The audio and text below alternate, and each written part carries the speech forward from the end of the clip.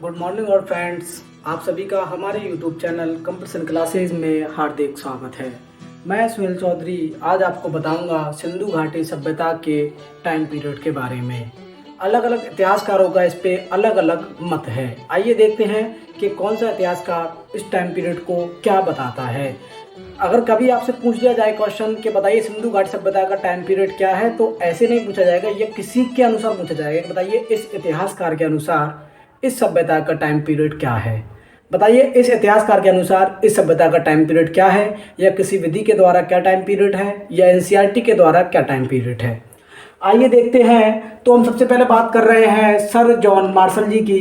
सन John Marshall जी कहते हैं कि सिंधु घाटी सभ्यता का टाइम पीरियड 3250 ईसा पूर्व से लेकर 2750 ईसा पूर्व है। अगर आपसे पूछ लिया जाए कि बताइए सर जॉन मार्शल के अनुसार सिंधु घाटी सभ्यता का टाइम पीरियड क्या है, तो आप कह देंगे 3250 ईसा पूर्व से लेकर 2750 ईसा पूर्व है। अच्छा, इसके इतने सारे अलग अलग टाइम पीरियड इसलिए हैं कि ये लोग एग्जैक्ट टाइम पीरियड नहीं बता रहे हैं। इनकी जो भाषा थी उसको हम समझ ही नहीं पाए। हमारे तो इतिहासकारों ने उस पर खुदाई की है, रिसर्च की है, तो रिसर्च के बाद इन्हें जो कुछ अवशेष मिले हैं उसके आधार पर ये कह रहे हैं कि इसका टाइम पीरियड ये होगा, अंदाज से लमसम। वही बात करें, एक और है अंग्रेजी इतिहासकार C.J. गैर्ड। ये कहते हैं 2300 ईसा पूर्व से लेकर 1750 ईसा पूर्व तक सिंधु घाटी सभ्यता का टाइम पीरियड माना जाता है। किन के अनुसार? इस व्यक्ति के अनुसार, C.J. गैर्ड के अनुसार। इसमें सर जॉन मार्शल वाला इंपोर्टेंट है, मोस्ट है ये वाला, और एक मार्टियर व्हीलर। ये मार्टियर लिखा हुआ है, ठीक है, मार्टियर व्हीलर याद रख लेना आप, ये ज़्यादा इम्पोर्टेंट है, मोस्ट इम्पोर्टेंट मान लीजिए इसको आप, मोस्ट इम्पोर्टेंट है ये।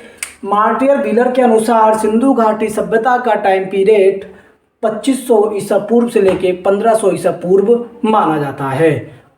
अच्छा, इसका टाइम पीरियड थोड़ा सा मोस्ट हम इसलिए मान रहे हैं कि या तो लोग ऊपर की बात करेंगे 3000 ईसा पूर्व, 2800 ईसा पूर्व, या लोग 2300-2200 की बात करेंगे।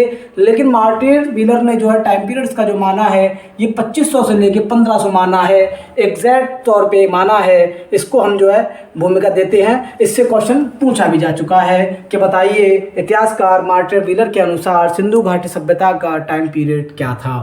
तो 2500 ईसा पूर्व से लेकर 1500 ईसा पूर्व इसका टाइम पीरियड है। एनसीईआरटी ये भी इंपॉर्टेंट है। मैंने कुछ इंपॉर्टेंट लोगों के लिखे हैं ये, वैसे तो और इतिहासकारों के अनुसार और भी इसके मत हैं। कोई इतिहासकार कुछ कह रहा है, कोई कुछ कह रहा है, तो लोगों के बहुत सारे मत हैं, लेकिन जो इंपॉर्टेंट है मैंने इनको यहाँ आपके सामने लिख दिया है। फिर हम बात करते हैं एनसीईआरटी क्या कहती है। तो एनसीईआरटी आपकी कह रही है 2600 ईसा पूर्व से लेकर 1900 ईसा पूर्व तक इसका टाइम पीरियड माना है। किसने? एनसीईआरटी ने।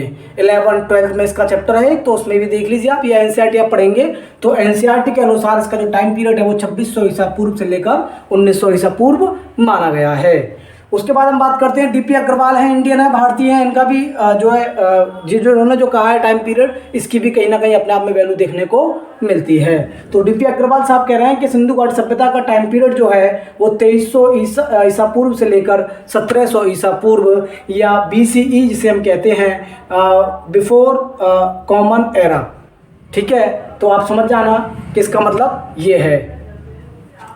और बात करते हैं हम आपसे radio carbon, it's most important, ये सबसे ज़्यादा इंपॉर्टेंट है।